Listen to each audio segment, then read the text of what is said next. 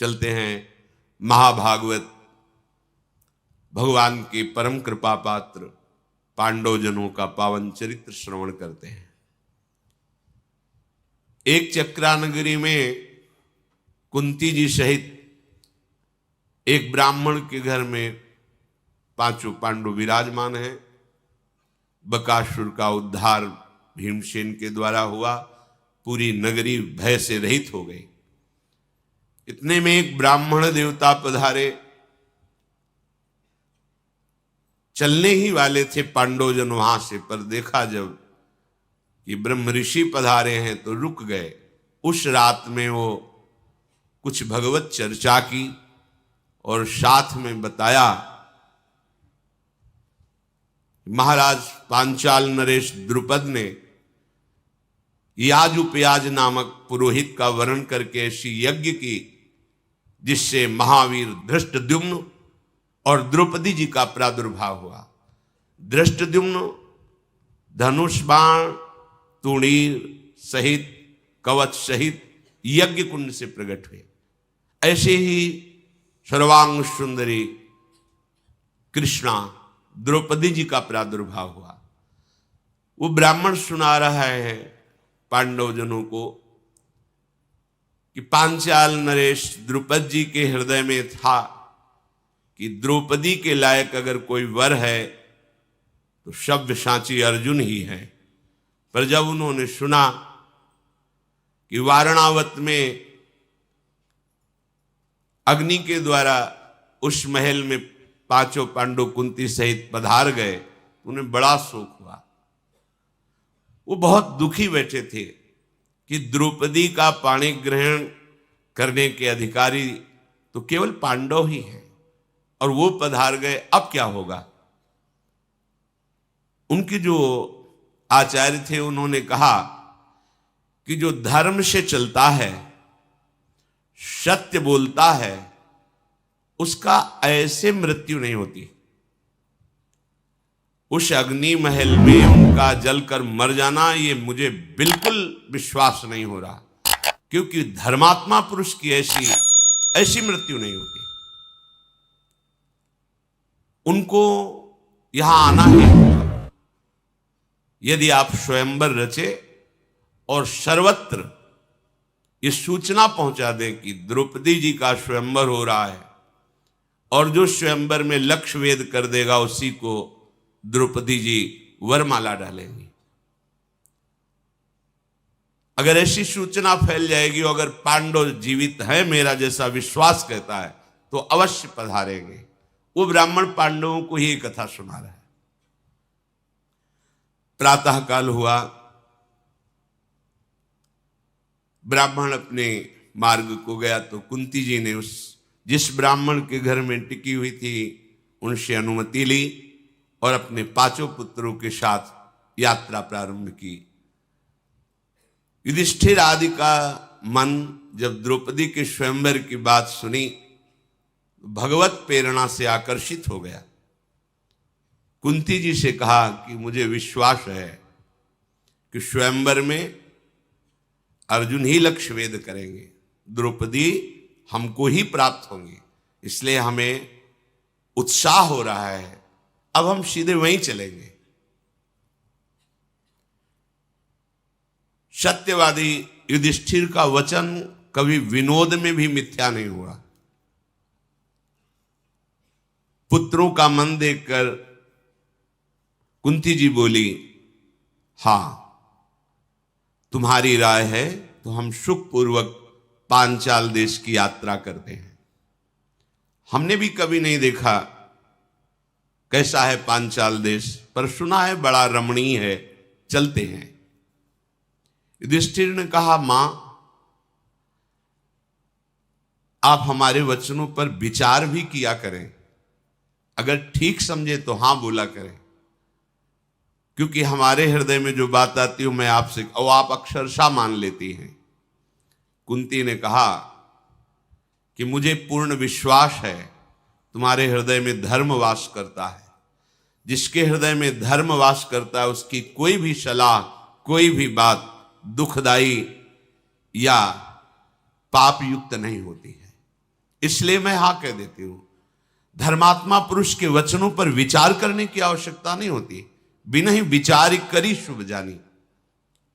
इसलिए हम संत सदगुरुदेव के वचनों को यथावत जैसा बोले वैसा ही स्वीकार करते हैं, अपने मन का कोई भी विचार उस पर थोपते नहीं है। युधिष्ठिर जी, भीमसेन, अर्जुन जी, नकुल, सहदेव, कुंती जी के साथ जे ही वहां से आगे बढ़े कि भगवान व्यास देव जी प्रकट हो गए। पांडवों ने आगे बढ़कर के प्रणाम किया भगवान व्यास देव जी को। कुंती जी ने भी हाथ जोड़कर अभिवादन किया।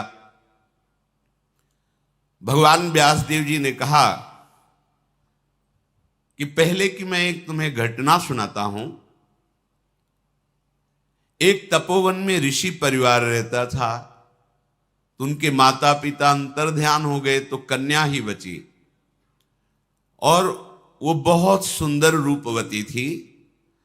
उसने अपने पति को प्राप्त करने के लिए कि मेरा पति इस विश्व में कौन होगा ये मुझे पता नहीं, पर मैं कहां खोजूं, इसलिए देवाधिदेव भगवान शंकर की उसने आराधना की। भारी तपस्या के द्वारा भगवान शंकर को प्रसन्न कर लिया। जब भगवान शंकर प्रकट हुए तो उसने बार बार यही कहा, मुझे पति चाहिए, मुझे अनुकूल पति चाहिए, मुझे महाबली पति चाहिए, मुझे धर्मात्मा पति चाहिए, मुझे सत्यवान पति। 5 बार भगवान शंकर ने कहा तथास्तु, ऐसा ही हो। तुमने 5 बार मांगा, इसलिए तुम्हें 5 पति प्राप्त होंगे, पर यह शरीर छोड़ करके तुम्हें जो नवीन शरीर मिलेगा उसमें 5 पति तुम्हें प्राप्त होंगे। तो हे कुंती और कुंती नंदन, वही देवी भगवान शंकर की जो आराधना करके 5 पतियों का वर प्राप्त किए, वही द्रुपद कन्या द्रौपदी के रूप में प्रकट हुई है। ये उत्तम बात तुम अपने मन में बैठा लो, इससे आगे प्रश्न नहीं आएगा। बस इतना कहकर भगवान व्यासदेव जी अंतर्धान हो गए। जिधर अंतर्धान हुए उस दिशा को प्रणाम करके पांडवजन आगे बढ़े। वो पांचाल देश की तरफ यात्रा कर ही रहे थे कि सोमाश्रयायण नामक एक तीर्थ आया जो गंगा के पावन तट पर है। अर्जुन हाथ में मशाल लिए हुए थे, रात्रि का समय था। जो ही आगे बढ़े तो वहां गंधर्वराज अंगारपर्ण, जिसे चित्ररथ कहते हैं, वो अपनी अप्सराओं के साथ विहार कर रहा था। उसने जे ही मशाल लिए किसी को आते देखा तो पैरों की धमक से पहचान गया कोई महावीर है, क्योंकि जिसके चलने से पृथ्वी में धमक हो रही, कोई साधारण नहीं। उसने आगे बढ़ते हुए पांडवों को रोक दिया और आवेश में आकर कहा कि तुम्हें पता नहीं, रात्रि का समय मनुष्यों के लिए शुभ नहीं होता। ये गंधर्व, पिशाच, यक्ष, राक्षस इसमें विचरण करते हैं, और मेरे जैसा महाबली मायावी यदि सामने हो, फिर मशाल लेकर कोई बिना डरे आ जाए, ऐसा कैसे हो सकता है? ये रात्रि हमारी होती है, तुम मनुष्यों की नहीं। तुम्हें नहीं चलना चाहिए था रात्रि में। अगर तुम लोभवश यात्रा कर रहे हो तो मूर्खो, हम तुम्हें दंड देंगे, ऐसा गंधर्व ने कहा। अंगारपर्ण गंगा जी के जल से बाहर निकला, स्वाभिमानी और मायावी था ही। उसने कहा, जहां मैं उपस्थित होता हूं वहां बिना सर नवाए कोई राक्षस, यक्ष, देवता या मनुष्य नहीं आता जैसे तुम आ रहे हो, इसलिए मैं तुम्हें दंड दूंगा। अर्जुन ने कहा, कोई हमारा अपराध तो है नहीं गंधर्व, ये सरिताओं में श्रेष्ठ भागीरथी गंगा है, यहां दिन में आए या रात में आए, संध्या में आए या दोपहर में आए, ये माँ है, सबको परम पावन करती हैं। कोई ऐसा विधान तो नहीं कि रात्रि के समय गंगा के समीप नहीं जाया जाता, ऐसा तो कहीं लिखा नहीं। रात रात भर बैठकर गंगा किनारे भजन करते हैं संत जन। तुम ऐसे कैसे बोल रहे हो? गंगा यमुना यदि इनके समीप बैठकर जैसे भजन है, साधन है, किया जाता है तो हजारों गुना बढ़कर के उसका लाभ प्राप्त होता है। ये गंगा तो मूर्तिमान ब्रह्म स्वरूप है, परम पवित्र है। तुम ऐसा कैसे निर्देश कर सकते हो कि आप मनुष्य रात्रि में नहीं आ सकते? ऐसा न हमने कभी ब्रह्म ऋषि से सुना है, न कभी शास्त्रों में पढ़ा है। तो तुम हमें रोक कैसे सकते हो? भागीरथी के पावन जल पर सबका अधिकार क्योंकि वो मां है, तुम्हारा ही अधिकार तो नहीं है।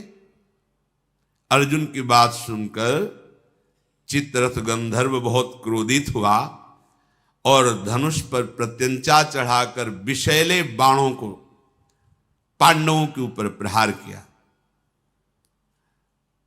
अर्जुन ने अपनी मशाल से ही उन बाणों को नष्ट कर दिया। अर्जुन ने कहा, गंधर्व साधारण मनुष्यों पर तुम्हारा बल चलता होगा, जो अस्त्र विद्या के भारी विद्वान हैं वहां तुम्हारा बल या तुम्हारी घुड़की काम नहीं करेगी। मैं जानता हूं कि मनुष्यों से बहुत गुना बढ़कर के गंधर्व शक्तिशाली होते हैं, इसलिए मैं तुमसे साधारण वार्ता नहीं कर रहा हूं। बिना धनुष बाण के भी मैं अस्त्र संधान कर सकता हूं। देखो, तो जो आग्नेय अस्त्र भरद्वाज ऋषि से प्रकट हुए द्रोणाचार्य के पास था, वही अर्जुन के पास।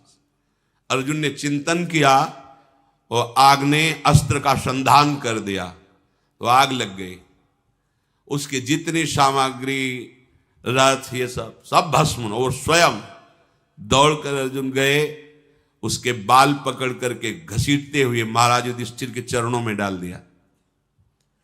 गंधर्व की पत्नी का नाम था कुंभीनशी। उसने जब देखा कि हमारे पति की तो अब तो मृत्यु ही हो जाएगी, महाराज युधिष्ठिर के चरणों में गिर पड़ी और कहा, हमारे पति की प्राण रक्षा की जाए, मैं आपसे भिक्षा मांगती हूं। अर्जुन बोले, गंधर्व महाराज युधिष्ठिर के चरणों में जो भिक्षा मांगता है वो कभी विमुख नहीं होता, खाली नहीं जाता। जाओ, मैंने तुम्हें जीवन दान किया। पर तुम्हें यह ध्यान देना चाहिए कि हर मनुष्य का अपमान करना तुम्हारे लिए ठीक नहीं, क्योंकि सब एक समान नहीं होते हैं। गंधर्व ने कहा, मुझे परास्त कर दिया, आश्चर्य है। आज तक मैं कभी परास्त नहीं हुआ। मैं ऐसा जैसे परास्त हुआ तो मुझे ग्लानि है, मैं आज से अपना नाम छोड़ता हूं। मेरा नाम अंगारपर्ण है। अब मैं कभी अपना नाम लेकर के अपनी बात नहीं करूंगा। आज की पराजय मेरे जीवन की पराजय है, पर मुझे सुख इस बात का हो रहा है कि तुम्हें दिव्यास्त्रों का ज्ञान है। मनुष्य होते हुए क्या तुम मुझे मित्र बना सकते हो? जितनी गंधर्व माया है मैं सब तुम्हें दे दूंगा, बस केवल तुम एक बार कहो कि मैं तुम्हें मित्र स्वीकार करता हूं। दिव्यास्त्रों का तो मुझे परिचय नहीं जो तुम्हारे पास है। आज मेरा सब कुछ भस्म हो गया, इसलिए जो मेरा गुप्त नाम चित्ररथ था, अब मैं दग्धरथ हो गया हूं। अब चित्ररथ नहीं कहलाऊंगा। पर यदि तुम महात्मा होकर भी हमें मित्र मान लेते हो तो मेरा जीवन धारण करना हो सकता है, नहीं तो मैं इतना लज्जायुक्त हो गया हूं। तुम मनुष्य हो, मुझे परास्त कर दिया। अर्जुन ने कहा, जो महाराज धर्मराज युधिष्ठिर की शरण में आ गया उसकी हर कामना पूर्ण होती। मैं तुम्हें मित्र स्वीकार करता हूं। गांधर्व ने कहा, एक विद्या हमारे पास है जिसका नाम है चाक्षुषी। ये विद्या ऐसी है कि जो भी देखना चाहोगे सूक्ष्म से सूक्ष्म, वो तुम्हें विशाल करके दिखाई देगी। कहीं भी किसी भी बात को देखना चाहो, किसी भी लोक की बात को। ये चाक्षुषी विद्या है, जहां तुम ध्यान करोगे वो विशाल रूप से तुम्हारे सामने दिखाई देगी। तीनों लोकों में कोई भी वस्तु कहीं भी हो, तुम अपनी आंख के सामने देखोगे। इस विद्या का प्रभाव है। 6 महीने एक पैर केवल खड़ा रहकर तपस्या के द्वारा गुरु आराधना करके मैंने ये विद्या प्राप्त की थी। इस विद्या के बल से हम सब कुछ देख लेते हैं, कौन आ रहा है, कितना प्रभावशाली है, क्या उसके मन में चल रहा है, आदि आदि। और मैं आपको अपने गंधर्व लोक के ऐसे 100 घोड़े भेंट करता हूं जो पृथ्वी में कभी समानता कर ही नहीं सकते घोड़े। ये आकाश मार्ग से चलने वाले, ये छोटा बड़ा पतला सूक्ष्म महान रूप धारण करने वाले, जिस समय जैसी आवश्यकता होती है। ये जल में भी थल की तरह चलते हैं, वायु में भी चलते हैं, आकाशगामी भी हैं। जिस समय जैसी आवश्यकता हो वैसी गति धारण कर लेते हैं। अर्जुन ने कहा, मैं किसी का दान स्वीकार नहीं करता। तुम बड़ी प्रसन्नता प्रकट करके जो कह रहे हो, मैं दान स्वीकार नहीं करता। मैं वीर हूं, जबरदस्ती छीनता हूं क्षत्रिय धर्म के अनुसार। ये तुम्हारा दान धर्म हम स्वीकार नहीं करते। गंधर्व ने कहा, दान धर्म नहीं, तुमने जीवन दान दिया है, हमें दान दिया है जीवन दान। अब जो कुछ भी हमारा है वो सब कुछ आपका है, आप स्वीकार कीजिए। यदि आपको ऐसा लगता है कि ये दान है तो आपसे एक प्रार्थना है, जिस अस्त्र का संधान करके आपने मुझे तापित किया उस आग्नेय अस्त्र की मुझे शिक्षा दे दीजिए, बराबर हो जाएगा। हम पूरी गंधर्व विद्या, चाक्षुषी विद्या और ऐसे दिव्य घोड़े आपको दे रहे हैं, आप आग्नेय अस्त्र की शिक्षा मुझे दे दीजिए। अर्जुन ने कहा, तो ठीक है, ये सब अपने पास रखो, जब आवश्यकता होगी तब हम ले लेंगे। आग्नेयास्त्र की शिक्षा मैं तुम्हें देता हूं। गंधर्व बोला कि आपको एक बात मैं अपनी तरफ से बताऊं, मैं जानता था कि आप कौन हैं, पर आप मुझसे जीत नहीं सकते थे। मेरी कमी थी इसलिए जीत गए। अगर तुम्हारी कमी ना होती तो मैं तुम पर आक्रमण भी नहीं कर सकता था। तो अर्जुन ने कहा, मेरी कमी क्या थी? बोले, तुम तपस्वी वेश में और बिना गुरु के चल रहे हो, इसलिए मैंने आक्रमण कर दिया। तुम्हें पता होना चाहिए कि जिस वेश में तुम चल रहे हो, यक्ष राक्षसी गंधर्व पिशाची दानवी ये माया आक्रमण करती हैं, बैरागी तपस्वी। और यदि वो गुरु को आगे करके चलते हैं तो ये मायावी जन उनके ऊपर माया का प्रयोग ही नहीं कर सकते। और तुम्हारे सामने कोई गुरु नहीं है और तुम्हारा वेश तपस्वी का है, इसलिए तुम्हें ये दोष पाकर के हमने आक्रमण किया। हम लोगों का बल बहुत बड़ा चढ़ा होता है, पर जो गुरु के बल से होता है उसके ऊपर हमारा कोई बल काम नहीं करता है। इसीलिए सेवक जी ने कहा है, राधा वल्लभ भजत भज भली भली सब होए, जीते विनायक शुभ अशुभ विघ्न करे नहीं कोई। विघ्न करे नहीं कोई, डरे कलिकाल कष्ट भय, हरे सकल संताप हरसि हरिनाम जपत जय। जो राधा वल्लभ लाल का भजन करने वाले रसिक जन हैं, यदि उनके चरणों का आश्रय लेकर भजन करो तो कोई भी विघ्न तुम्हें छू ही नहीं सकता, परास्त नहीं कर सकता। विघ्न तभी परास्त कर सकता है जब आप अपने गुरुदेव को आगे नहीं किए होंगे। आगे का तात्पर्य उनके वचन के अनुसार नहीं होंगे, उनकी आज्ञा पर नहीं होंगे, तो फिर माया का आक्रमण, वो चाहे राक्षसी माया हो चाहे देवी माया हो, वो हमें चाहे शुभ विनायक हो या शुभ विनायक हो, वो हमें परास्त कर देगा। कैसे परास्त होता है उपासक? जब उसकी बुद्धि में भोग सुख की लालसा प्रबल हो जाए और भोग संयोग उपस्थित हो जाए तो जान लेना चाहिए कि ये माया का पूरा प्रवाह हमारे ऊपर हो गया है। भोग उपस्थित हो और तुम्हारी बुद्धि सावधान हो तो समझो कि तुम्हारे ऊपर गुरु कृपा है, माया परास्त नहीं कर सकती। अगर आपकी बुद्धि लालायित हो गई है, राजी हो गई, तो आपसे कोई त्रुटि हो रही है, नहीं तो बुद्धि लालायित हो ही नहीं सकती, राजी हो ही नहीं सकती।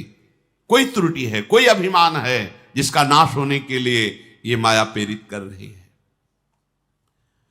कुंती कुमार कोई भी कामाशक्त हम पर विजय नहीं प्राप्त कर सकता। यदि मेरी प्रार्थना मानो तो किसी गुरु को आगे करके चलो, तो जहां भी जाना चाहते हो, कोई भी निशाचरी, पैशाची या भूत प्रेत, इसका आक्रमण तुम्हारे ऊपर स्वाभाविक नहीं होगा। शत्रुओं का संताप देने वाले वीर, हम लोगों का बल रात में बहुत अधिक बढ़ जाता है, इसलिए तुम्हें आगे चलने के पहले गुरु का वरण करना चाहिए।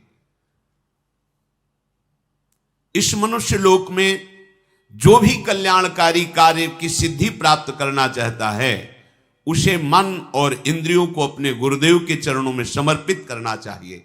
अर्थात मन और इंद्रियों को गुरुदेव की आज्ञा के अनुसार चलाना चाहिए।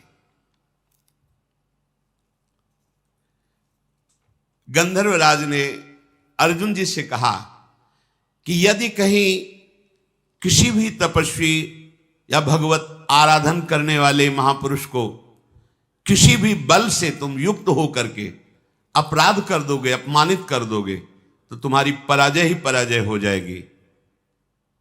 देखो, विश्वामित्र जी महान तपस्या से भी युक्त हैं और महाबली भी हैं, गाधितर हैं विश्वामित्र जी। पर उनको पता नहीं क्या सूझा कि महात्मा वशिष्ठ का अपराध कर दिया, इसलिए सर्वतोभावेन उनकी पराजय हुई। तो अर्जुन ने कहा, गंधर्व, मैं सुनना चाहता हूं, क्या अपराध किया विश्वामित्र जी ने परम ज्ञानी भगवान वशिष्ठ जी का? तो उनका वशिष्ठ जी महाराज ब्रह्मा जी के मन से प्रकट हुए हैं और उनकी पत्नी का नाम अरुंधति है। उन्होंने काम और क्रोध को सदा सदा के लिए जीत लिया है। वशिष्ठ जी ने, वो अपने मन और इंद्रियों को अधीन रखते हैं, इसलिए उनको वशिष्ठ कहा गया है। मन और इंद्रियाधीन, काम क्रोध विजयी हैं। विश्वामित्र भी भारी तपस्या से युक्त है, पर कहीं ना कहीं तप का एक अहम बना रहता है, वो वशिष्ठ जी में नहीं है। ये राजा होते हुए भी महान तपस्वी विश्वामित्र जी। विश्वामित्र जी एक बार अपनी सेना के सहित उस वन से निकल रहे थे जहां वशिष्ठ जी विराजमान थे। तो उनको पता चला कि यहां महात्मा वशिष्ठ विराजमान हैं। तो गाधी तनय विश्वामित्र जी वहां वशिष्ठ जी के समीप गए और जाकर कहा, कुशिक वंश में मैं प्रकट हुआ हूं, मेरा नाम विश्वामित्र है और मैं कुछ क्षण आपके आश्रम में विश्राम करना चाहता हूं। वशिष्ठ जी ने कहा, राजा भगवान का स्वरूप होता है। अर्घपाद्या देखकर उनका सम्मान किया विश्वामित्र जी का और कहा, आप विश्राम कीजिए, ये आश्रम आपका ही है, ऐसा समझिए। महात्मा वशिष्ठ जी ने सोचा, बहुत बड़ी समाज आई हुई, सेना थी पूरी। एक गाय थी जिसका नाम नंदिनी था, जो इच्छा करो तत्काल वो प्रकट कर देती थी। अन्न, फल, मूल, दुग्ध, षडरस भोजन अमृत के समान, जितने भी खाने पीने की वस्तुएं, यहां तक कि स्वादिष्ट चटनी आदि तक सब नंदिनी ने प्रकट कर दिया। एक दो के लिए नहीं, पूरे सैनिक हैं और सबके लिए नवीन वस्त्र, बहुमूल्य आभूषण उस गाय ने प्रकट कर दिए और विश्वामित्र की सेवा के लिए सेवक भी प्रकट कर दिए नंदिनी ने। ऐसी उच्च कोटि की सेवा।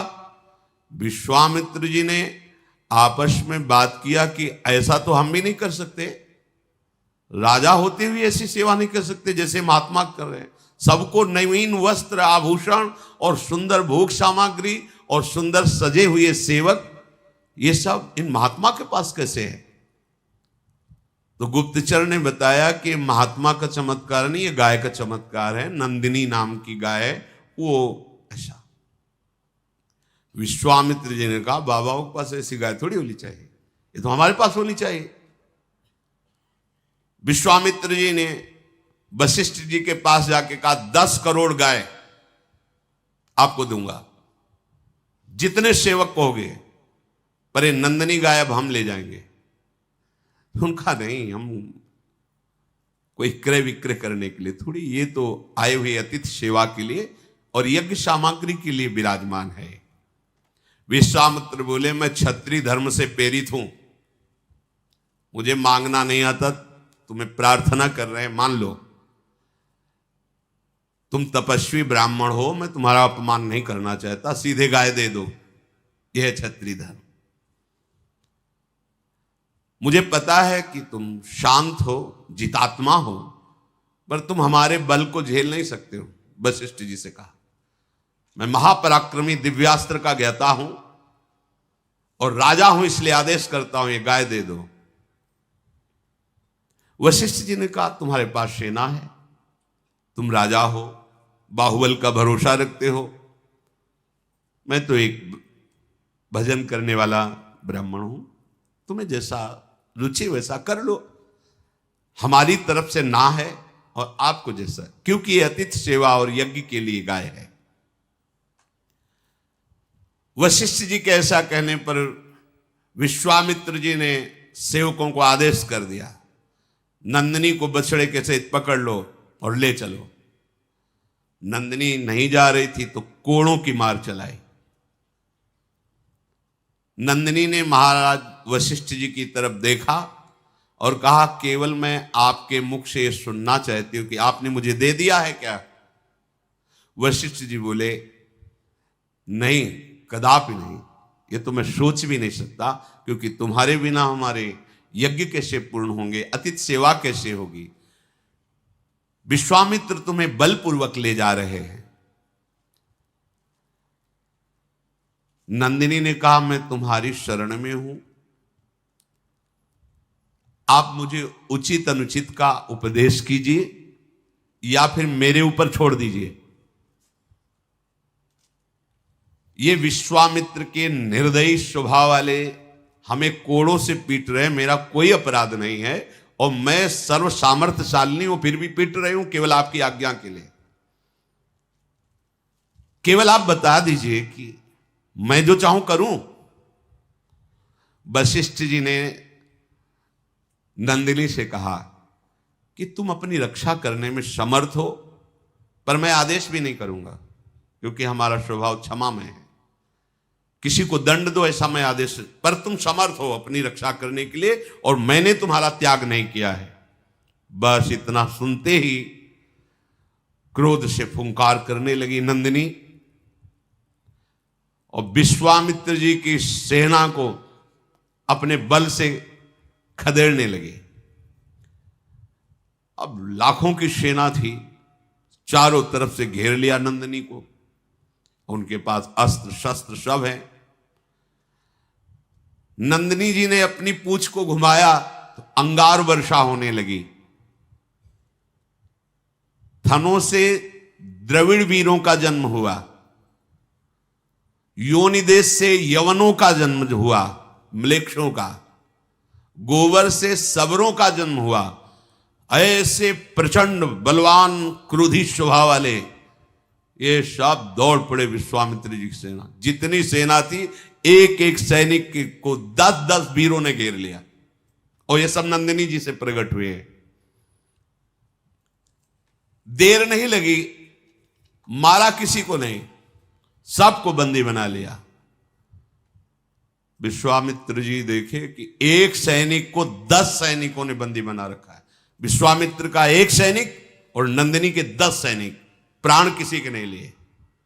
बहुत गुस्सा है कि महात्मा इतना बढ़ा चढ़ा है, इसकी गाय में इतनी सामर्थ्य, अब तुम नहीं बच सकते।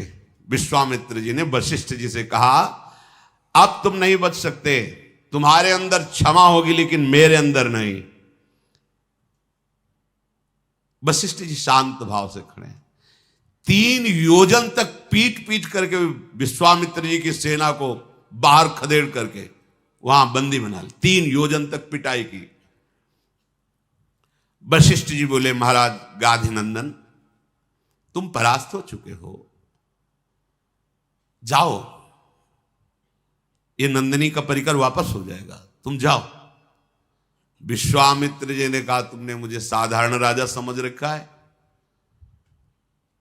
एक बांस की छड़ी लिए हुए वशिष्ठ जी खड़े थे। विश्वामित्र ने तत्काल आंख बंद की और आग्नेय अस्त्र का संधान किया वशिष्ठ जी पर।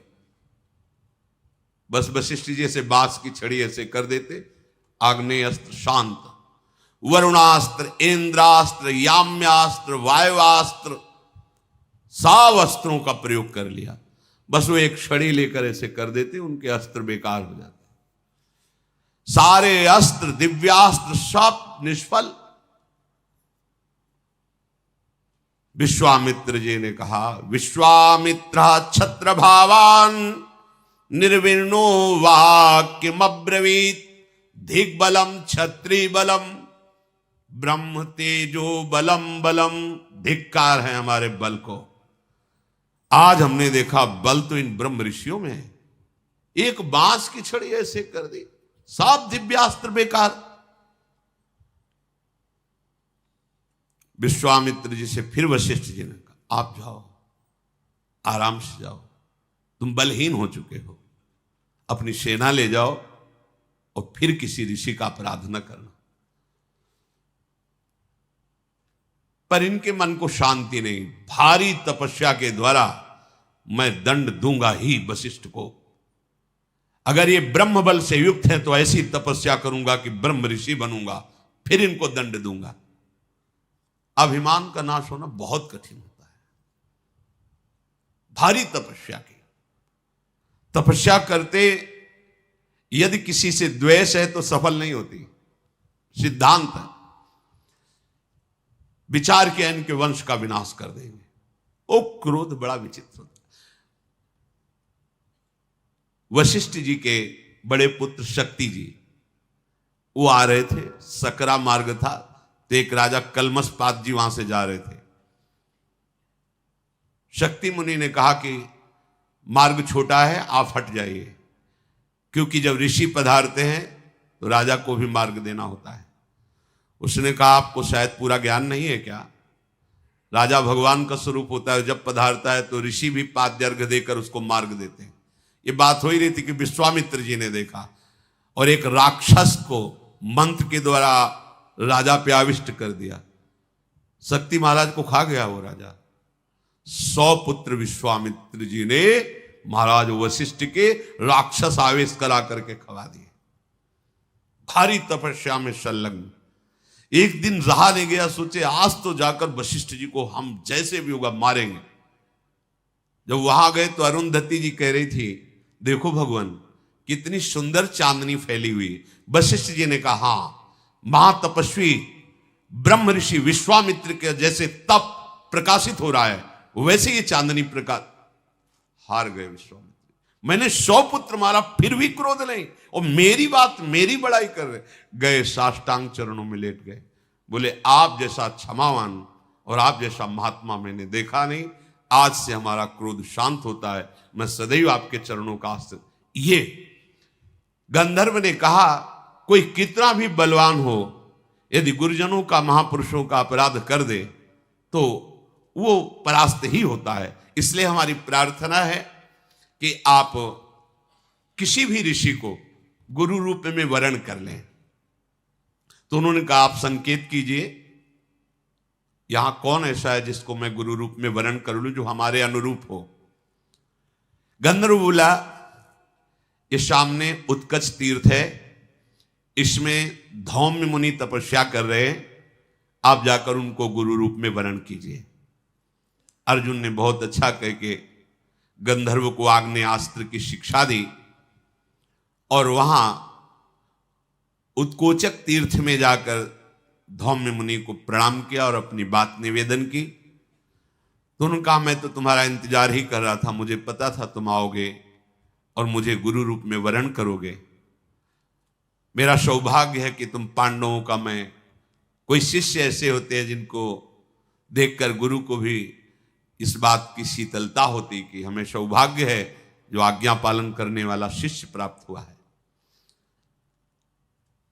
अब उनको गुरु रूप में स्वीकार करके आगे बढ़े। जैसे आगे चलते जाते तो मंत्रों के उच्चारण द्वारा जल छिड़कते जाते, कोई भी विघ्न, कोई भी बाधा पांडवों को स्पर्श न कर सके। नरश्रेष्ठ पांचों भाई पांडव द्रौपदी के लिए पांचाल देश में प्रवेश किया। अब वहां सोचा कि अगर मैं राज्य के अंदर प्रवेश करता हूं तो कहीं कोई जानकारी न कर ले कि इतने महाबली कौन हो सकते हैं।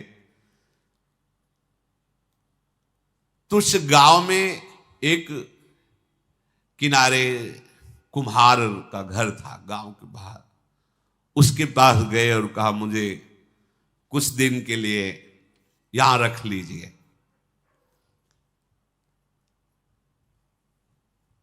उधर स्वयंवर की रचना हुई, बड़े बड़े राजाओं को निमंत्रण किया गया जो वहां स्वयंवर में पधारने लगे। कुम्हार के घर में ब्राह्मण वेश मृगचर्म आदि धारण किए हुए, उन्होंने पता लगवाया कि क्या ब्राह्मण वेशधारियों को भी स्वयंवर में प्रवेश दिया जाता है कि नहीं, क्योंकि क्षत्रिय राजकुमारों का स्वयंवर है। तो वहां सूचना मिली कि ब्राह्मणों को विशेष आसन दिया गया है स्वयंवर में। पांडव लोग राजा द्रुपद के द्वारा दक्षिण पांचाल देश में कुम्हार के घर में सुरक्षित रह रहे थे।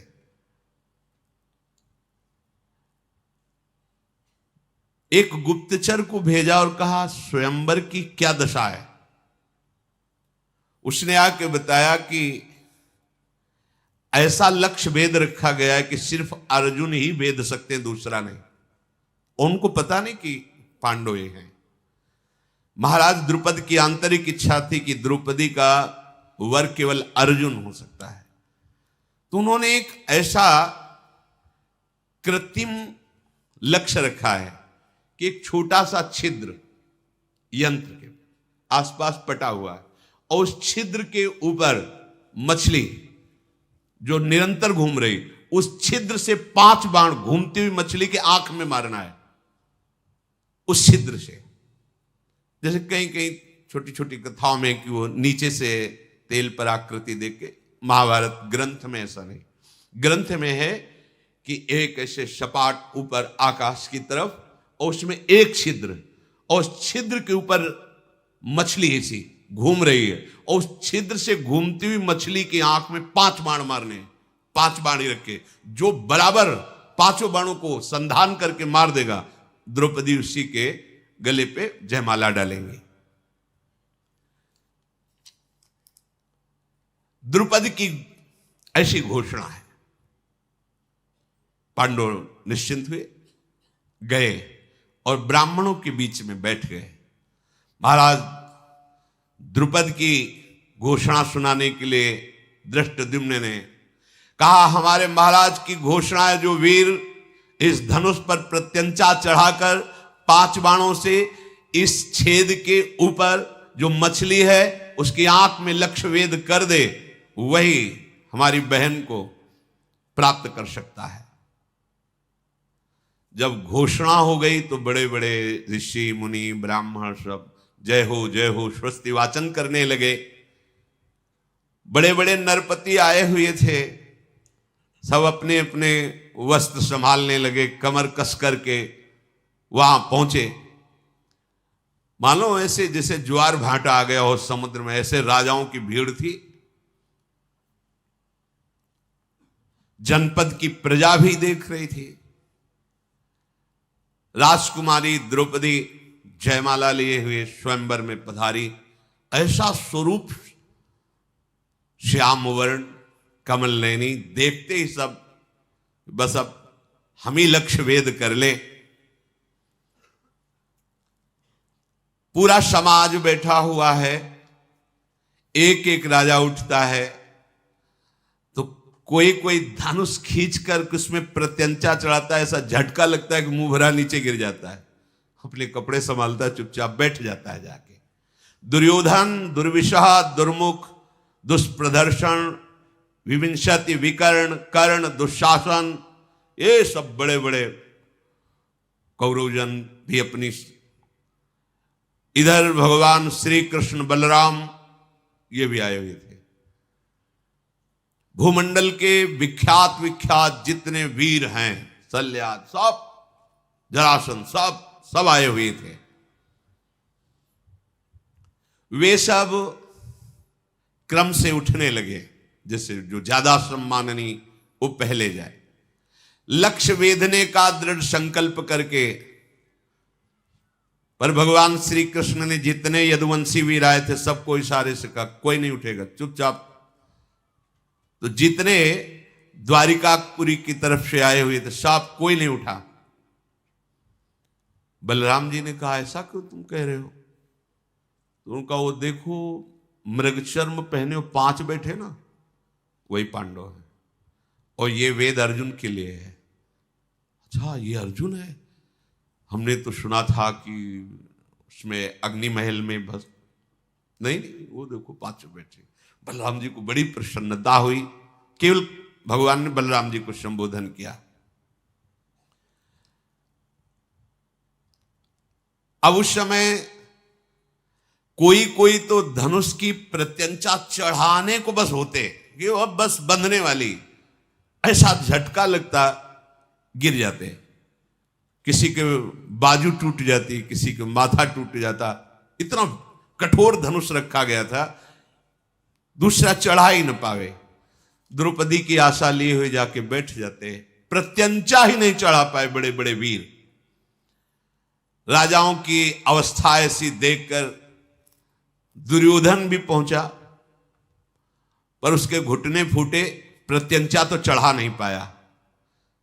दुर्योधन को ऐसा देखकर कर्ण को सहन नहीं हुआ, भुजा ठोकता हुआ पहुंचा, धनुष उठाया, प्रत्यंचा चढ़ाई और बाण में हाथ, 5 बाणों को ऐसे उठा के लक्ष्य की तरफ देख रहा था। द्रौपदी जी ने कहा कौन है ये? तो जो घोषणा करने वाले थे उनका सूत पुत्र कर्ण बोले किसी भी तरह तेरे को स्वीकार नहीं कर सकती, रख धनुष बाण, नीचे उतर। आकाश की तरफ देखता हुआ कर्ण नीचे उतरा। क्या कर सकता है? कैसे कहे कि मैं सूत पुत्र नहीं हूं? जीवन भर अपमान सहना पड़ा कर्ण को, जीवन। महाबली महादानी है। द्रौपदी ने उच्च स्वर से कहा ये मेरा वरण करने का कैसे अधिकारी हो सकता है? हटाओ इसको सभा से। इतना बड़ा। तभी उसने अंदर गांठ बांध ली थी कि इस प्रश्न का उत्तर एक बार हम तुम्हें जरूर देंगे। यहीं से महाभारत का बीज पड़ गया। अब जितने वीर थे सब अपना अपना बल लगा करके, जरासंध भी हार गया, प्रत्यंचा नहीं चढ़ा पाया। कर्ण ने प्रत्यंचा चढ़ानी थी, शायद प्रयास के लिए छूट मिलती तो हो सकता है लक्ष्यवेद भी करते, पर आगे अवसर ही नहीं मिला। शत्रुओं को संताप देने वाले धृतराष्ट्र पुत्र सब निराश बैठे थे। अब बड़े बड़े प्रभावशाली राजा जो देवताओं के समान बलवान थे वो भी सब हाथ पे हाथ मिसते रह गए। जब सब राजा अपना मुंह नीचा करके बैठ गए तो युधिष्ठिर जी ने अर्जुन से कहा उठ चल। इंद्र के समान तेजस्वी विशाल बाहु, अजान बाहु, और इनका भी वर्ण श्याम वर्ण है, कमल नयन। जे ही अर्जुन ब्राह्मणों की सभा में खड़े हुए, ब्राह्मण लोगों ने मंत्रोच्चारण शुरू कर दिया। हाँ भाई हमारा पक्ष है। मृगचर्म हिला हिला करके मंत्रोच्चारण करते, अवश्य विजयी होगा तू, अवश्य विजय है ब्राह्मण, तू अवश्य विजयी होगा। सब जितने बड़े बड़े राजा थे सब सर झुका के कि क्षत्रिय बल के द्वारा स्वयंवर की पूर्ति होती, कि आज ब्राह्मण बल विजय प्राप्त करेगा। सबको यह है कि ये ब्राह्मण भीख मांगने वाला क्या कर सकता है, उपहास ही होगा इसका। जब बड़े बड़े जरासंध, शल्य आदि बड़े बड़े राजा हार गए, ये क्या कर सकता है। अपने गुरु तुल्य बड़े भ्राता को प्रणाम करके मस्तानी चाल से रंगमंच पर पधारे। जो देखता उसका अनुमान होता कि इसकी चाल, इसकी गर्व भरी दृष्टि देखकर लगता है लक्ष्य भेद देगा। पर कुछ लोग बोले कि ब्राह्मण में इतनी सामर्थ्य कहां कि धनुर्विद्या की ऐसी सूक्ष्म कला को प्राप्त कर लिया हो। अर्जुन जी गए, धनुष की 4 परिक्रमा की, माथा झुकाकर, यह किसी ने नहीं किया था, जाके प्रणाम किया। इसके बाद विद्याओं के परम गुरु भगवान शंकर को मन ही मन प्रणाम करके भगवान श्री कृष्ण का चिंतन किया और सहज में धनुष को उठाया। खेल खेल में प्रत्यंचा चढ़ाई, बात की बात में 5 बाण संधान किए और लगातार वो घूम रही थी, 5 बाण लक्ष्य में वेद दिए। ब्राह्मण लोग उछल पड़े अपना अपना कमंडल लेकर के, मृगचर्म ले, विजय हो गई। बड़े बड़े जो राजा आए थे सब निराश, ऐसा कैसे हो सकता है, ऐसा कैसे हो सकता है। अब तो स्वस्ति वाचन प्रारंभ, जो ब्रह्म ऋषि थे, हरि ओम मां स्वस्तिला, जल छिड़क रहे अर्जुन के ऊपर। राजाओं ने कहा कुछ नहीं हुआ, लक्ष्य भेद करके द्रौपदी को नहीं ले जा सकता। हम बहादुर राजाओं के बीच से द्रौपदी को ब्राह्मण नहीं ले जा सकता। इस ब्राह्मण को जान से तो नहीं मारना चाहिए क्योंकि ब्राह्मण है, इसे बंदी बना लो और महाराज द्रुपद को जान से मार दो। और द्रौपदी का इतने राजा है तो अपहरण नहीं हो सकता, इसलिए इसको भी भस्म कर दो। क्षत्रिय राजा, अद्भुत कर्म करने वाले अर्जुन ने द्रौपदी की तरफ देखा और इशारा किया कि घबराना मत, शांत रहना। ये राजा द्रुपद अन्याय कर रहा है, ब्राह्मण को कन्या देगा। यहां हम क्षत्रियों का अपमान हो रहा है, तिनके की तरह हमारा उल्लंघन हो गया, मारो सब घेर के इस राजा द्रुपद को। तब तो भयानक कर्म करने वाले भीमसेन युधिष्ठिर जी से कहा, भैया आप चुप रहने का अवसर नहीं है, अब हमारे रिश्तेदार हो गए महाराज द्रुपद और इनको किसी भी तरह की आंच नहीं आनी चाहिए। राजाओं को क्रोध में भरे देख करके उसी धनुष को अर्जुन ने संभाला और वही 5 बाण, और कहा इतना ही काफी इनकी दवा के लिए। ये वो 5 बाण ऐसे दिव्य थे, लक्ष्य भेद करके तुरंत आ जाते थे। जैसे मद की धारा बहाने वाला मदोन्मत्त गजराज हो, ऐसे भीमसेन उठे, अपना कमर में वस्त्र बांधा, कहा हमें किसी अस्त्र की जरूरत नहीं, अपने घूंसे के प्रहार से सब राजाओं के नशा ठीक कर देंगे। बड़े बड़े राजा अपने अपने धनुष उठा करके, द्रुपद महाराज भागे और अर्जुन की शरण में आके रक्षा कीजिए, जब तुम इतने वीर हो तो हमारी रक्षा कर सकते हो। असाधारण बुद्धि वाले अर्जुन ने कहा कि अचिंत्य कर्मा युधिष्ठिर की जो शरण में आ जाता है उसको कोई नहीं मार सकता, चाहे देवता ही क्यों ना हो। आप निश्चिंत रहिए, ना आपकी प्रजा के, ना आपके राजभवन के और ना आपकी राजपुत्री का कोई भी किसी भी तरह से अमंगल नहीं कर सकता। आप इतना समर्थ के बीच में खड़े हो कि इस समय त्रिभुवन का कोई भी देवता, दैत्य, दानव सब मिलकर प्रहार करें तो भी आपका बाल बांका नहीं हो सकता। ये सुनकर द्रुपद को शंका हो रही थी कि ब्राह्मण में इतनी सामर्थ्य नहीं हो सकती। इनकी भुजाओं में जो धनुष की प्रत्यंचा के रगड़ है, इनकी अस्त्र पकड़ने की जो मूठ कला है, तो धनुर्धर अर्जुन के समान है, पर वो कह नहीं पा रहे थे। भगवान श्री कृष्ण ने कहा कि कुछ बोलना नहीं भैया बलराम जी से, पर्याप्त है। संकर्षण भगवान बलराम जी ने कहा मुझे सहन नहीं हो रहा, कहीं ऐसा ना हो कि, उन्होंने कहा आप चिंता मत करो, हम लोग तो हैं ही, पर देख तो लो ना। कमलदन के समान नेत्र वाले भैया, वो जो धनुष उठाए खड़े हैं वो अर्जुन है, और वो जो दुपट्टा बांध के खड़े हुए भीम है, और जो शांत बैठे महाराज युधिष्ठिर हैं वो नकुल सहदेव हैं। आप बिल्कुल चिंता मत कीजिए, ये पूर्ण बलशाली हैं और मुझे पता है कि रणभूमि में कोई भी ऐसा राजा नहीं जो इनके सामने से भाग न पड़े। अब तो ब्राह्मणों ने अर्जुन के पास आके खड़े और कहा चिंता मत करना, इनके बाण हमारे कमंडल का जल। हाँ देखते, और तो बल अर्जुन ने ब्राह्मणों को प्रणाम किया और कहा बस तुम्हारा आशीर्वाद ही काफी है, तुम एक मंडली बनाकर खड़े रहिए जिससे कोई अस्त्र शस्त्र तुम्हें छू न जाए, तुम्हारे जल की जरूरत नहीं है, मैं अकेला ही काफी हूं पूरी सभा के लिए। महाबली अर्जुन स्वयंवर में लक्ष्यवेद को प्राप्त करके द्रौपदी को इशारा किया, मेरे पीछे चलो। द्रौपदी जो आज्ञा करके अर्जुन के पीछे चले, भीमसेन आगे चल रहे। कर्ण कूद पड़ा दुर्योधन के साथ कि अभी इस ब्राह्मण को मजा चखाते हैं। निर्भय होकर, उसको पता था कि ब्राह्मण हमारे सामने कैसे जीत कर ले जा सकते हैं। भीमसेन एक बड़ा ताड़ का वृक्ष था, उखाड़ा, उसके पत्ते उत्ते झाड़े, विशाल वृक्ष हाथ में लिया और आगे खड़े हो गए। राजाओं की मंडली टूट पड़ी भीमसेन और अर्जुन पर। अर्जुन का बाण संधान लक्ष्य भेद मार मार के बाणों से कर्ण को बेशुद्ध कर दिया। और भीम का कोई बाण वाण का तो चक्कर था नहीं, पेड़ उठा के मार 500 राजा एक बार में मूर्छित हो रहे। ऐसा धनुर्धर तो केवल देवराज इंद्र या अर्जुन हो सकते हैं। ऐसा धनुर्धर मैंने नहीं देखा जैसा तुझे देख रहा हूं। इसलिए मैं, तू ब्राह्मण है ना, इसलिए प्रणाम करता हूं और खुले मुख से तेरी प्रशंसा करता हूं कि दो ही विश्व में ऐसे धनुर्धर, या तो देवराज इंद्र और या सब्यसाची अर्जुन। उसको पता है अर्जुन लक्षाग्रह में मारे गए हैं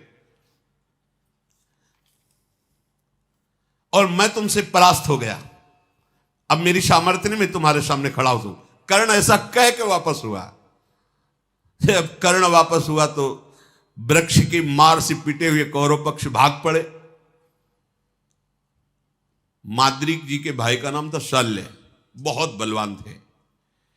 इन्होंने भीमसेन से कहा कि तू ब्राह्मण है इसलिए तुझे क्षमा करता हूं, वापस चला जा। ये पेड़ का प्रहार तेरा मेरे ऊपर कुछ काम नहीं करने वाला। शल्य ने जब भीम से, तो भीम ने कहा तुम दया मत करो, तुम्हें, हम ऐसे ब्राह्मण नहीं, तुम्हें जितनी सामर्थ्य हो तो तुम लगाकर हमसे युद्ध करो। जैसे दो महागजराज भिड़ गए हों ऐसे भीम और शल्य का युद्ध होने लगा। भीम ने आश्चर्यपूर्वक एक घटना घटी, शल्य को उठाया, पृथ्वी पर बड़ी जोर से पटक दिया। शल्य युद्ध का विचार ही छोड़ के भाग पड़े। ऐसा बल, और सबसे महाबल किसका प्राप्त हो रहा जानते हो? वो बैठे संकर्षण के पास भगवान श्री कृष्ण, कह तुम देखते जाओ, बल तो महाबल प्रभु है ना, उन्हीं का सब बल है। जितने वीर थे सब भाग पड़े और बोले ये ब्राह्मण कौन है, पता तो लगाओ भाई, ऐसा आज तक तो हमने कोई देखा ही नहीं।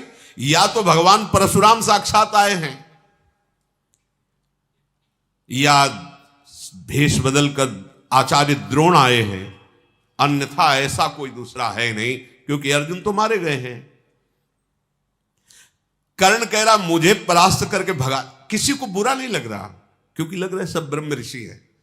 कह रहे मुझे परास्त करके भगा दिया, बड़ा आश्चर्य इस ब्राह्मण में।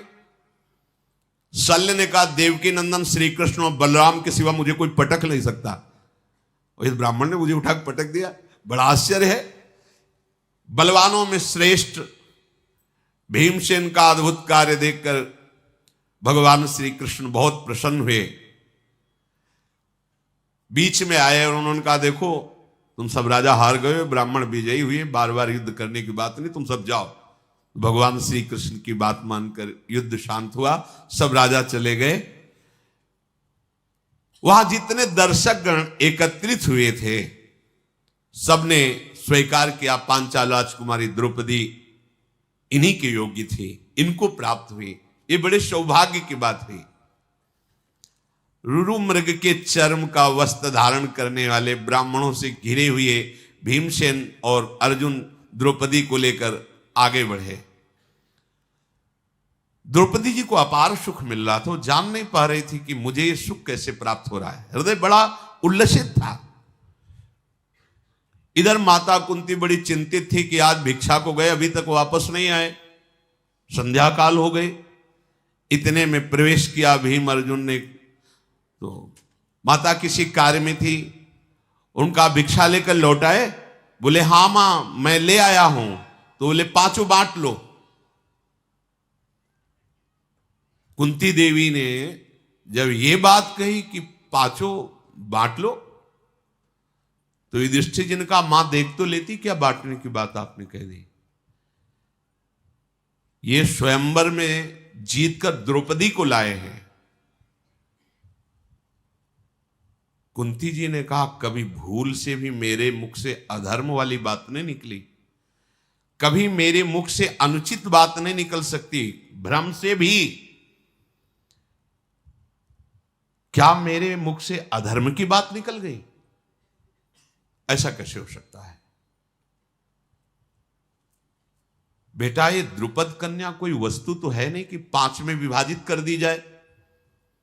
ये मैंने लगता है भूल से उत्तर दे दिया,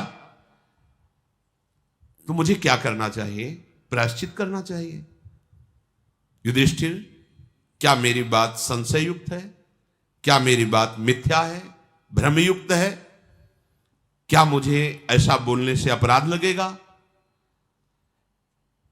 युधिष्ठिर जी बड़े धर्मात्मा और बुद्धिमान थे। उन्होंने कहा कि माता, मैं आपको आश्वासन देता हूं, आपके मुख से जो बात निकली वो धर्मयुक्त है। अर्जुन ने द्रौपदी को जीता है और वो तुम्हें चरणों में समर्पित कर दिया, तुमने 5 को दे दिया।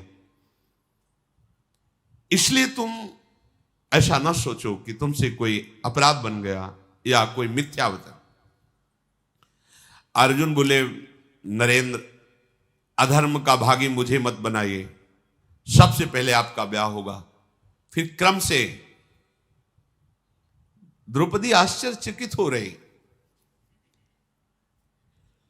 कि जीता एक ने, ब्याह 5 के साथ,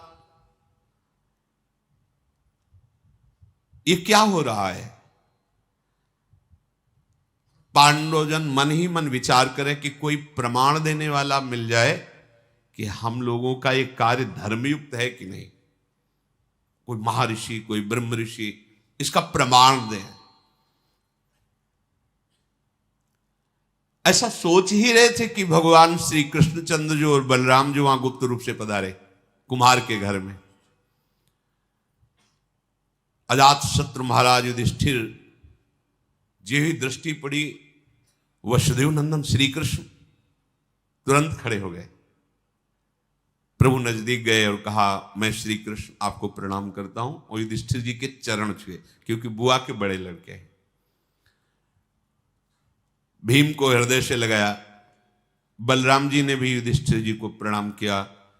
कुंती जी के चरणों में माथा नवाया श्री कृष्ण और बलराम जी ने। वसुदेव जी की बहन है कुंती जी। और कहा, मैं गुप्त रूप से यहां इस घर में आया हूं, आप लोग सब सुखपूर्वक हैं? युधिष्ठिर जी ने कहा, आपकी कृपा है प्रभु। आपने कैसे पहचान लिया? भगवान ने कहा कि मेरा नाम वासुदेव है, मैं तुम्हें पहचान नहीं पाऊंगा। वासुदेव का तात्पर्य होता है वासना वासुदेवस्य वासितम भुवनत्रयम् सर्वभूत निवासोस्मि वासुदेव नमोस्तुते। अर्थात मेरे से सब प्रकट हुआ, मेरे में ही सब रह रहा है और मैं जानूंगा नहीं। भगवान ने इतना कहा कि तुम ये जानो कि मेरा नाम वासुदेव है, और हंस दिया। ऐसा कौन अद्भुत कर्मा है जिसको मैं जानता ना हूं? सौभाग्य की बात है कि आप अग्निकांड से जीवित बच गए और द्रौपदी को भी प्राप्त किया। मेरे हृदय की भावना जो आपके प्रति है वो आपका सदैव रक्षा और कल्याण करती रहेगी। आप लोगों को कोई जान न पावे और हमें कोई ये न जाने कि आप हमारे हो, इसलिए मुझे गुप्त रूप से यहां से चल देना ही उचित लगता है। भीमसेन और अर्जुन कुम्हार के घर में जब द्रौपदी जी को लेके गए थे, तो धृष्टद्युम्न जो द्रौपदी के भाई थे, द्रुपद ने कहा था, ये कौन से ब्राह्मण हैं, कहां से आए हुए हैं, हमें कुछ पता नहीं, तुम और तुम्हारे गुप्तचर तुरंत इनके पीछे लगो और हमें कुछ ही घंटे में सूचना दो, ये कौन है, कहां से आए हैं, ऐसी वीरता इनको कैसे प्राप्त हुई। मुझे नहीं लगता कि ये ब्राह्मण है। गुप्तचरों के साथ धृष्टद्युम्न पीछे लग गए थे। चारों तरफ उनके गुप्तचर कुम्हार के घर में आसपास नकुल, सहदेव, युधिष्ठिर जी, अर्जुन जी, भीम जी कुंती के पास बैठ करके जो भिक्षा मांग करके लाई गई थी उसका विभाजन करने का इंतजार कर रहे थे। कुंती जी ने द्रौपदी जी से कहा, आज तुम विभाजित करो। पहले देखो कोई अतिथि तो नहीं, कोई संत तो नहीं बाहर भूखा, शास्त्र ऐसा कहता है। घर के बाहर निकल कर देखा, नहीं, तो अन्न का सीधा आधा भाग करो और इनको दो, भीम को आधा भाग, और इसमें शेष के 6 भाग करो, क्योंकि द्रौपदी जी भी है 4 पांडवों में, 5वीं कुंती जी, 6वीं द्रौपदी जी, भीम को आधा भाग। जब सब पा रहे थे उसके बाद द्रौपदी जी ने बचा हुआ जो शेष भाग था उसे पाया। फिर जब सब प्रसाद पा चुके बैठ करके बातें शुरू हुई, यही सुनने के लिए गुप्तचर और धृष्टद्युम्न उनके भाई वो वीर गाथाएं अपने पिता पांडु महाराज की और भी बातें, सब राजधर्म से युक्त बातें कर रहे थे। धृष्टद्युम्न ने देखकर थोड़ा दुखी तो हुए कि इतने महान महल में पलने वाली इन मृगचर मोड़ने वालों के पास मांगी हुई भिक्षा का 6वांश पाकर द्रौपदी जी प्रसन्न मुद्रा में, किसी भी तरह का उनको असंतुष्टता नहीं, और सबके चरणों के समीप ऐसे ही बिना बिछाए लेटी, क्योंकि वो सब अपने मृगचर में ही लेटे हैं ऐसे ही, और वो राजकुमारी होते हुए एक बार भी प्रश्न नहीं किया कि मैं तो राजमहलों में रहने वाली, मेरे लिए ऐसी अव्यवस्था कैसी, पातिव्रत धर्म को जानने वाली थी। धृष्टद्युम्न तुरंत जाकर के द्रुपद को सूचना दी, महाराज हमारे गुप्तचरों द्वारा और हमारे द्वारा जो परीक्षण हुआ उस 100% वो ब्राह्मण नहीं है। उनकी वार्ता, उनकी चेष्टा, उनकी संगोष्ठी ये बताती है कि कोई महावीर हैं। द्रुपद राज ने तुरंत एक दूत को भेजा और कहा, जाओ उनको कहो कि महल में तुम्हारा द्रौपदी के साथ स्वागत करने के लिए हम व्याकुल हैं, आप आइए और यहां प्रसाद पाइए। मेरी पुत्री कृष्णा को भी यहां लाइए। राजा द्रुपद के कहने पर तत्काल कुंती सहित 5 पांडव महल की तरफ चले। परीक्षा के लिए उन्होंने महल में प्रवेश करते समय कुछ ग्रंथ रखवाए, कुछ युद्ध की सामग्रियां रखवाई, कुछ अन्न के विभाग करके रखवाए, बहुत सी, और स्वयं खड़े होकर देख रहे थे। जब पांडवजन वहां से निकले तो दृष्टि पड़ी, भीम भयंकर गदा उठा के देखते, अर्जुन धनुष पर प्रत्यंचा चढ़ाते हैं, नकुल सहदेव तलवार को मुठ पकड़ के भाला लेकर, युधिष्ठिर देख, किसी और तरफ नहीं देखा, सीधे गए। उच्च सिंहासनों को सजा के रखा था, जाके गर्व से बैठ गए क्रम के अनुसार। महाराज को निश्चित हो गया, अगर ब्राह्मण होते तो संकोच होता इन सिंहासनों पर बैठने के लिए, बिल्कुल संकोच नहीं, और जैसे बैठने की प्रक्रिया होती राजाओं की उसी तरह बैठे हैं। और युद्ध की सामग्री पर इनकी दृष्टि गई, इसलिए मैं पक्का कह सकता हूं कि ये क्षत्रिय राजकुमार ही है।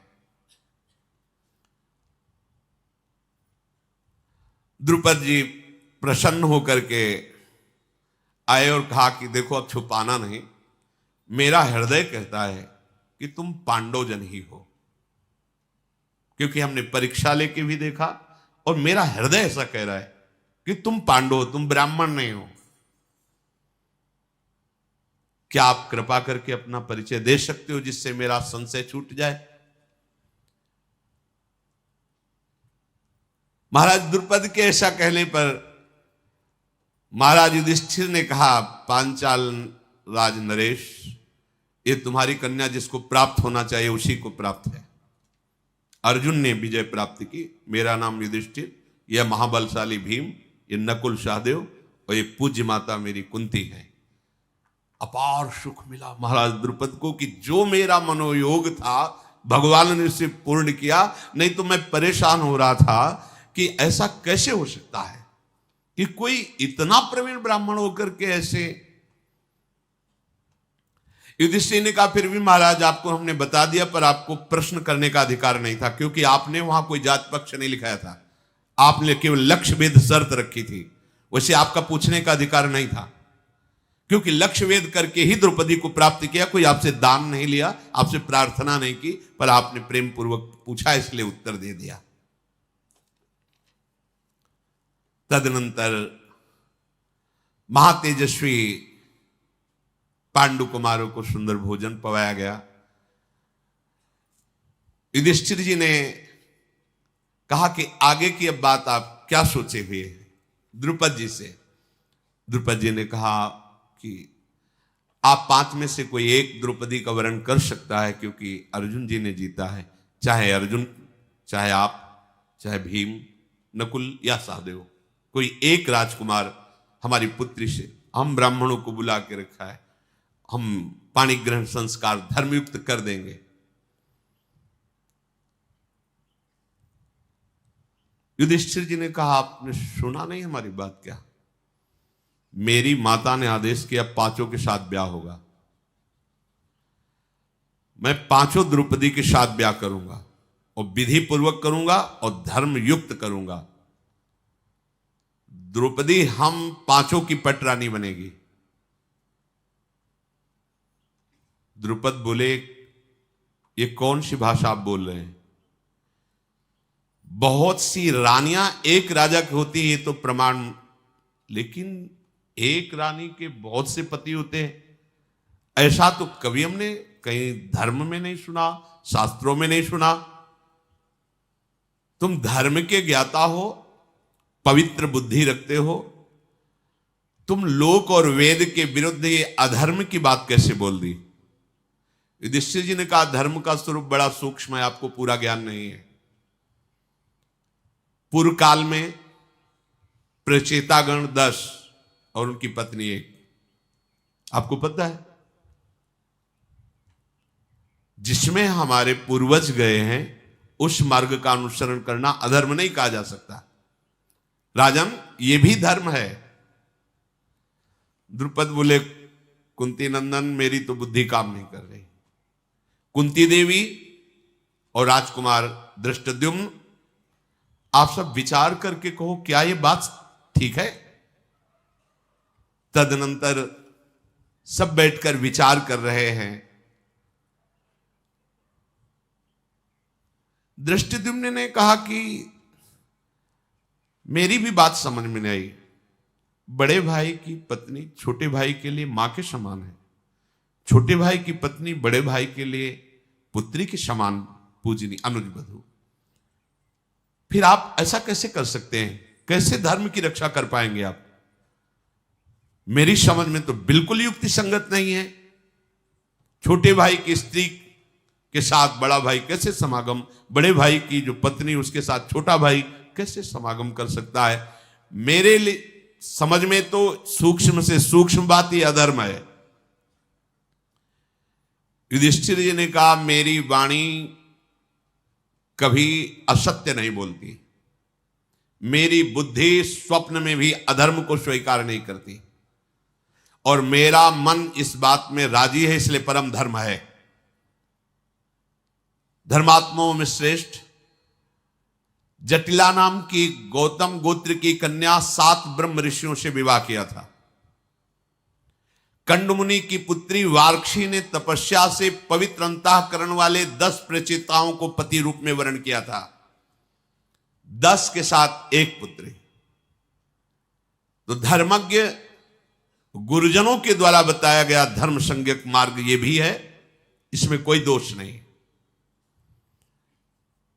सब गुरुओं में श्रेष्ठ मेरी माता कुंती मेरी प्रथम गुरु हैं, और वो महान भक्त भी हैं। उन्होंने आदेश किया 5 बांट करके बराबर, अब यही धर्म हमारे लिए है।